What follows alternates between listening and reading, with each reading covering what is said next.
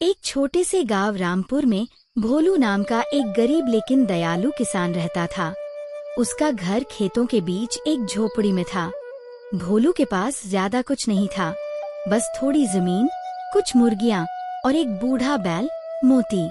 पर उसका दिल सोने जैसा था। एक दिन सुबह सुबह जब वह खेत में पानी देने जा रहा था, तभी उसने पास के जंगल से एक करुणा भरी आवाज सुनी। मदद करो, कोई तो मेरी मदद करो। भोलू चौंका और उस आवाज की दिशा में दौड़ा। वहाँ एक छोटी हिरनी जमीन पर पड़ी थी। उसके पैर में गहरा जख्म था और वो दर्द से तड़प रही थी। भोलू ने कहा, अरे बेचारी, तुझे क्या हुआ? हिरनी ने कांपती आवाज में कहा, शिकारी ने मेरे पैर में तीर मार दिया। मैं भाग तो गई, लेकिन अब चल नहीं पा रही। भोलू ने तुरंत धीरे धीरे उठाकर अपने घर ले आया। उसकी पत्नी सरला यह देखकर चौंक गई। अरे ये जंगल की हिरनी तू घर में ले आया? अगर गांव वालों ने देख लिया तो मुसीबत हो जाएगी। भोलू बोला, भाग्यवान, यह गर्भवती है। इसके पेट में बच्चा है। अगर मैंने इसे यहीं छोड़ दिया तो ये मर जाएगी। सरला ने गुस्से में कहा, अरे हमारे पास खुद के खाने को नहीं है और तू इसे भी खिलाएगा? अब तू पूरा जंगल ही घर में ले आएगा क्या? भोलू ने शांत स्वर में कहा, जानवरों की सेवा भी तो भगवान की सेवा है। कहते हैं सच्चे मन से किया गया एक दया का कार्य कभी व्यर्थ नहीं जाता। भोलू हर दिन हिरनी को दूध, फल और पत्ते खिलाने लगा। धीरे धीरे हिरनी ठीक होने लगी। कुछ हफ्तों बाद उसने एक प्यारे बच्चे को जन्म दिया। भोलू ने उस बच्चे का नाम रखा चांदू, क्योंकि उसका चेहरा गोल और उजला था। हिरनी ने खुश होकर कहा, भोलू, तुम और सरला मेरे लिए भगवान जैसे हो। मैं ये उपकार कभी नहीं भूलूंगी।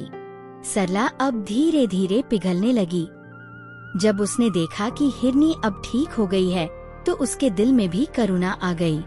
लेकिन गांव में कुछ लोग भोलू का मजाक उड़ाने लगे। देखो देखो, ये पागल किसान अब जंगल के जानवरों की सेवा कर रहा है। भोलू बस मुस्कुरा देता। उसे पता था, जो सही होता है उसकी राह में ताने जरूर मिलते हैं। एक दिन भोलू जंगल से लौट रहा था कि आसमान में काले बादल छा गए। कुछ ही मिनटों में भयानक तूफान और बारिश शुरू हो गई। खेतों में पानी भर गया। उसका सारा गेहूं और फसल डूबने लगी। भोलू निराश हो गया। घर पहुंचा तो देखा छत भी टपक रही है और अन्न भंडार में भी पानी भर गया है। सरला बोली, अब क्या करेंगे जी? सब बर्बाद हो गया। भोलू ने दुखी होकर आसमान की ओर देखा और बोला, हे भगवान, तू ही हमारी मदद कर। अगले ही दिन सुबह जब वे उठे तो घर के दरवाजे पर हिरनी और उसका बच्चा चांदू खड़े थे। लेकिन उनके साथ कुछ और भी था। हिरन, खरगोश, मोर, तोता, जैसे पूरा जंगल आ गया हो। भोलू और सरला हैरान रह गए। हिरनी बोली, भोलू, तुमने मेरी जान बचाई थी। अब हमारी बारी है तुम्हारी मदद करने की। जंगल के जानवरों ने अपनी मेहनत से भोलू के खेत में नई मिट्टी भर दी, टूटी मेड़ ठीक कर दी और कुछ दिनों में फसल फिर से उगने लगी। जब फसल कटी तो वह पहले से 3 गुना ज्यादा हुई। भोलू और सरला की खुशी का ठिकाना नहीं था। सरला की आंखों में आंसू आ गए। सच में भोलू, दया का फल अमृत होता है। हमने उस दिन जो किया वही आज हमारे काम आया। उसी दिन भोलू ने गांव के सभी लोगों को बुलाया और कहा, दोस्तों, यह चमत्कार किसी जादू से नहीं हुआ। यह हुआ एक जानवर की दुआ से। अगर हम प्रकृति और जीवों से प्यार करेंगे तो प्रकृति हमें कभी धोखा नहीं देगी। सारे गांव वाले भावुक हो गए। उन्होंने भी वादा किया कि वे अब कभी किसी जानवर को नुकसान नहीं पहुंचाएंगे।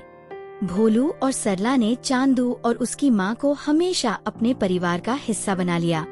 रात को जब भोलू आसमान की तरफ देखता तो उसे लगता जैसे चांद मुस्कुराकर कह रहा हो, दयालु इंसान कभी खाली हाथ नहीं लौटता।